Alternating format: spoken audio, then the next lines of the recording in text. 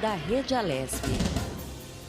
Olha aí, nós seguimos aqui no Jornal da Rede Alesp com entrevista. Nós vamos falar então sobre o projeto de lei 918 de 2016, que declara a Feira de Artes de Embu das Artes Patrimônio Cultural e Imaterial do Estado de São Paulo. Segundo a Secretaria Municipal de Turismo, Patrimônio Cultural e Imaterial é uma maneira de manter vivas as expressões culturais, as tradições, a ancestralidade, o reconhecimento do Estado é de grande importância para a preservação da história de todos aqueles que fazem e fizeram parte então dela. Olha, sobre esse assunto nós vamos conversar agora com o deputado Maurici do PT. Bom dia, deputado, seja bem-vindo aqui ao Jornal da Rede Alesp.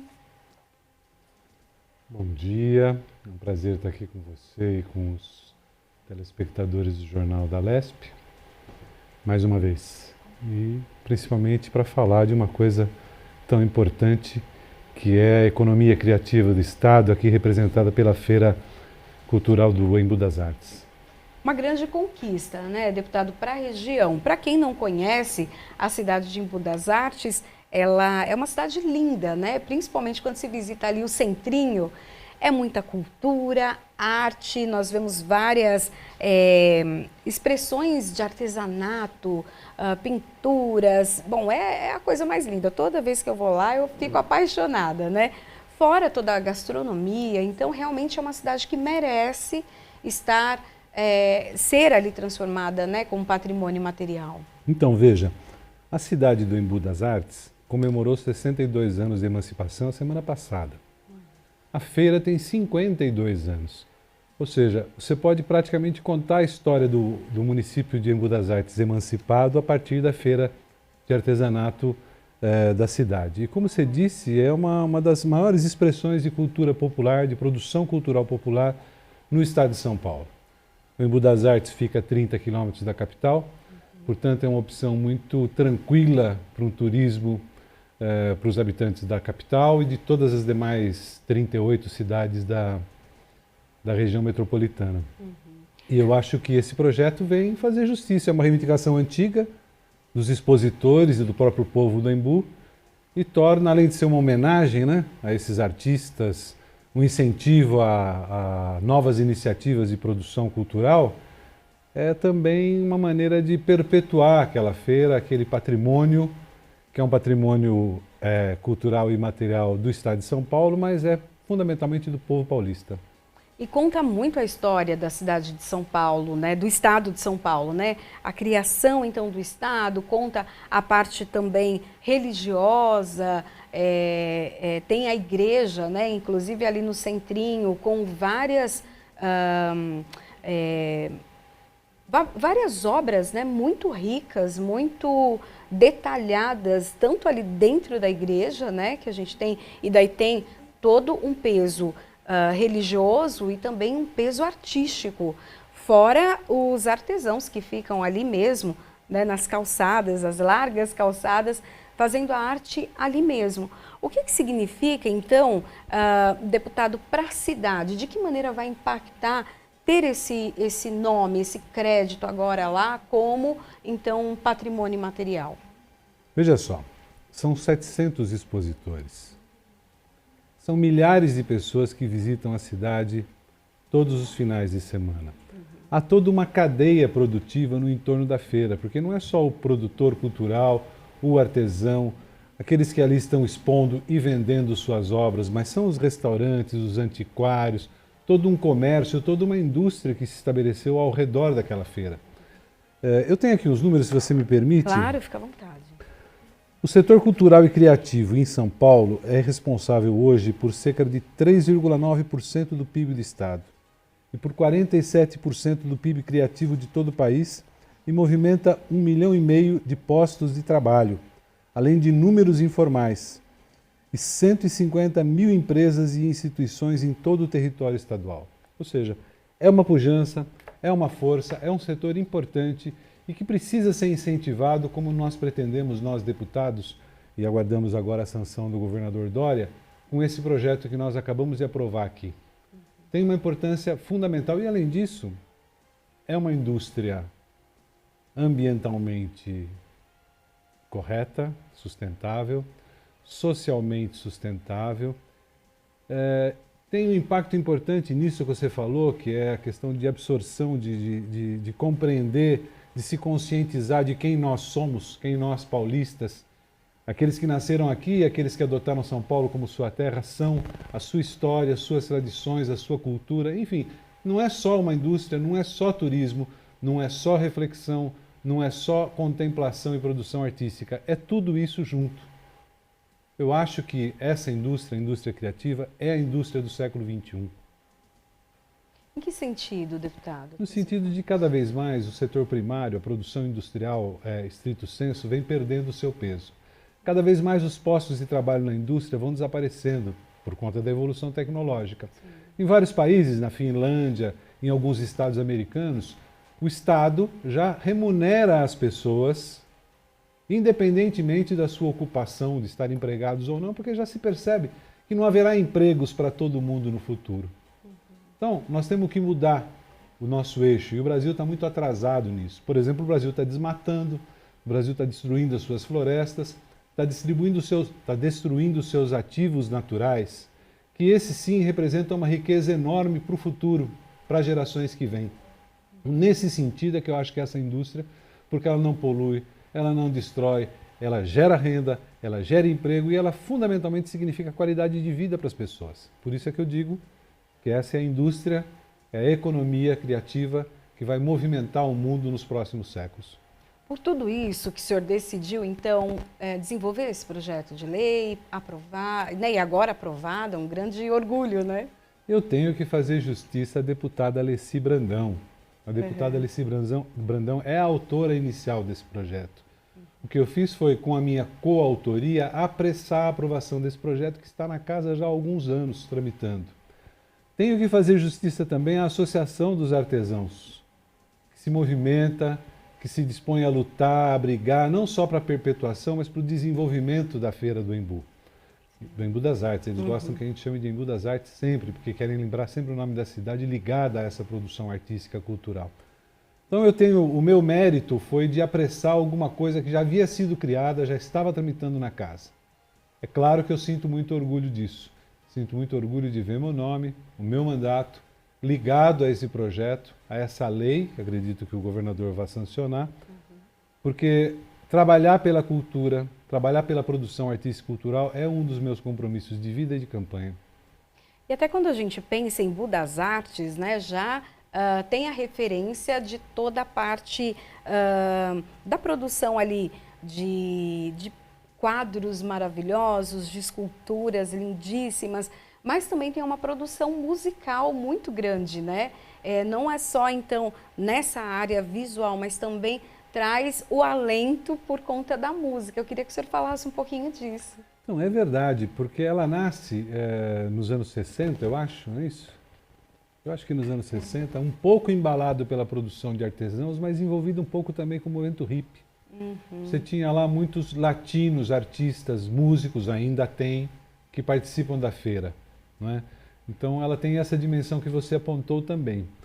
Nesse momento, eu não sei se faz tempo que você não visita a feira, mas nesse momento da pandemia, ela está sofrendo um duro golpe. É isso, até que eu ia perguntar para o senhor, como que está lá agora? Eles estão se revezando, estão tomando as precauções, estão cumprindo o protocolo, as barracas, só metade das barracas estão funcionando a cada final de semana, mantém um isolamento protocolar de 1,5 metro. Agora, não deixa de ser um problema não só para os artistas, mas para a economia da cidade, esse momento que nós estamos vivendo. Sim. E eu acho fundamental, a propósito da cultura, é bom lembrar que o governador precisa mostrar maior sensibilidade para a questão cultural do Estado, que acho que ele vai demonstrar agora ao sancionar o projeto. No ano de 2021 estão previstos vários cortes no orçamento da cultura.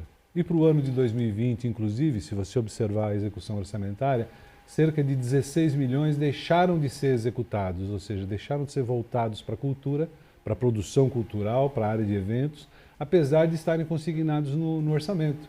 Então nós estamos encaminhando um requerimento de informação ao secretário Cyrus Sá Leitão para tentar compreender o que aconteceu e por que esses recursos não foram investidos. E em especial nesse momento de pandemia, a pandemia já tem um ano, não é isso?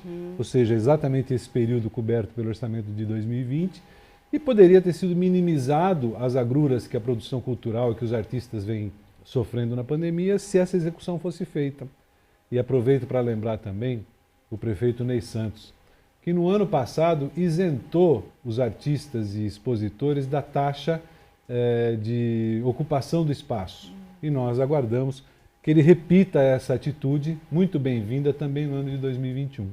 A pandemia continua, né, deputado? Então precisa realmente que medidas sejam adotadas. Inclusive, assim, com a isenção, então, dessa taxa, mas os artesãos lá e, enfim, os artistas, né, no geral, eles tiveram uma certa cobertura, um certo cuidado nesse momento de pandemia?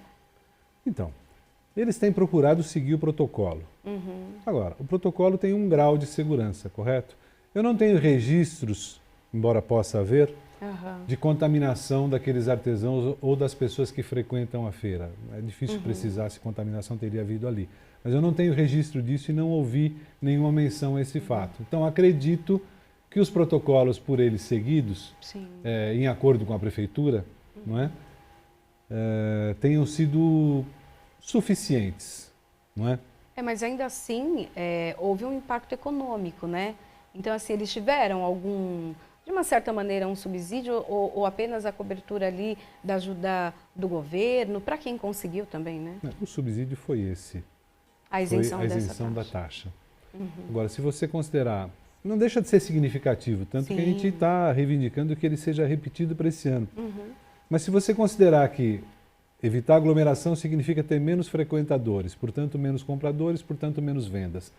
Se você considerar que o revezamento, cada fim de semana, uma parte dos expositores, também é menos venda. É evidente que é menos recurso, que é menos incentivo e que o período que eles estão passando é muito difícil.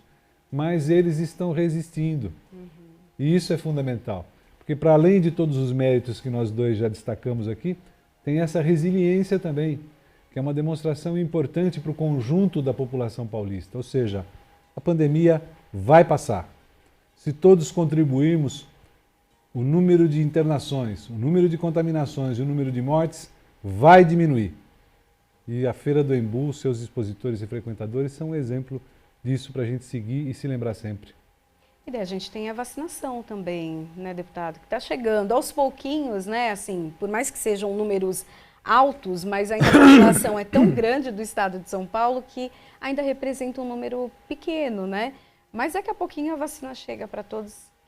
Qual a sua expectativa em relação a isso? Eu espero que seja apressado. Essa questão da vacinação põe a nu várias coisas. Eu acho que é uma questão estrutural do capitalismo, que é o fato de, numa pandemia mundial, não é possível quebrar patentes para que essa vacina possa ser produzida em todos os lugares e a população seja imunizada mais rapidamente. E põe a nu a visão maluca de certos governantes nossos, não é? Que apostaram no negacionismo, no entender que a vacina é contra a população e não a favor, de não estabelecer uma política clara que nos fez chegar atrasado com a vacina à população. Você vê, há 10 dias que nós estávamos sem vacina. E eu acho que há também um engano na questão da priorização dos público-alvos. Vou te dar um exemplo. Ontem foi 24 de fevereiro, a gente comemorou o Dia dos Direitos das Mulheres. Muito bem. Há vários grupos de risco que foram priorizados na vacinação. Mas eu pergunto, os funcionários terceirizados dos hospitais e das clínicas, que já perderam seus direitos com a nova legislação trabalhista. E por que eu fiz a ligação com o Dia dos Direitos das Mulheres? Porque em sua maioria, eu aposto, é composto por mulheres. Esses que têm contato direto com a questão da contaminação não foram incluídos como grupos prioritários para a vacinação. Então, também isso é uma questão que eu estou indicando ao governo do Estado que reflita sobre essa questão e privilegie, se é que isso é um privilégio, mas que faça justiça a esse setor, colocando entre os grupos prioritários para serem vacinados. É uma população de gente trabalhadora, gente honesta, mas fundamentalmente de gente de baixa renda. E não pode ser penalizado como já foi na perda de direitos, como já é na sua ocupação do trabalho duro e de baixa remuneração, também na hora de se imunizar contra a pandemia. E o senhor tocou num assunto muito sensível, porque a gente viu que durante a pandemia, as mulheres que moram na periferia ou ali nas comunidades, sem as escolas, precisaram ficar em casa, ou seja, não trabalharam ou perderam seu dia de trabalho ou perderam até o trabalho que faziam nas casas, como ali empregadas domésticas. Foi um dos grupos mais afetados, A mulher dentro de casa, sem trabalhar, muitas vezes não tem o marido junto, então não tem renda, Então, mais uma penalidade. De novo, as mulheres sendo relegadas a uma condição de segundo plano, de dupla exploração, não é? E nessa questão você falou bem, quantas são as famílias que são dirigidas por mulheres, não é? É dela a responsabilidade do trabalho doméstico, da cuida dos filhos e cada vez mais de colocar comida na mesa. Sim. Não é? Então nós temos que sempre lembrar, dia 8 de março está aí e não faz mal a gente dizer que a sociedade, no mundo, só vai ser de verdade igualitária quando as mulheres tiverem os mesmos direitos dos homens. E lembrando sempre que essa luta pelos direitos femininos não é só uma luta das mulheres, ela tem que ser uma luta dos seus companheiros homens, porque é uma luta de todos, é uma luta da humanidade. Verdade. Bom, deputado, para a gente terminar aqui a nossa conversa, o senhor é bem ativo aqui no parlamento, eu queria que o senhor falasse então um pouquinho de outros projetos, outras medidas que o senhor já está adotando, até enviando para o governador, ali solicitando, chamando a atenção para questões que são muito importantes. O governador, aliás, perdão, o povo paulista sabe que eu cheguei agora à Assembleia Legislativa. Eu perdi quase 2 anos de mandato em função de uma disputa judicial, de um engano jurídico que me tomou boa parte do mandato. E eu chego num momento onde está o centro da pandemia colocado. Eu chego num momento onde a casa está mobilizada para votar o projeto 529, aquele que tirou isenção de impostos, que autorizou o fechamento de empresas públicas, fundações e que criou uma série de situações de desemprego. Então eu me dediquei muito a isso. Em seguida veio o recesso e nesse momento eu estou me organizando para planejar o meu mandato. Temos várias iniciativas pensando, mas eu não quero adiantar, porque nós temos que dialogar um pouco mais com a nossa base, retomar os compromissos de campanha que nós assumimos. Agora, o que eu posso dizer é o seguinte, eu fiquei muito surpreso ao chegar aqui, porque a Assembleia é uma casa ativa. Deputados e deputados, de fato, trabalham cada um com o seu interesse, com as suas diferenças de opinião, interesse no sentido estrito da palavra, os interesses que defende, interesses legítimos, etc. E é um trabalho, de certa forma, invisível, porque a população enxerga muito mais o trabalho da Câmara Federal, do Senado Federal e da Assembleia Legislativa muito pouco. Então eu acho que quero saudar esse trabalho da direção da Casa, mas de vocês, profissionais de imprensa, que trabalham aqui na Rede Alesp, na TV Alesp, porque é importante dar visibilidade a esse trabalho, mostrar para os eleitores, para os cidadãos e cidadãs, como trabalham os representantes que eles elegeram. E trabalham muito. Muito obrigada, então, deputado, pela sua participação. Seja sempre bem-vindo aqui ao Jornal da Rede Alesp. Sempre que tiver novidades, pode vir aqui contar para a gente, porque é um prazer recebê-lo. Muito obrigado a você. Um grande abraço a todos aqui, todos e todas que nos veem. E até a próxima oportunidade. Tenha certeza que eu estarei aqui quando você me convidar. Obrigada, obrigada. Sempre bem-vindo.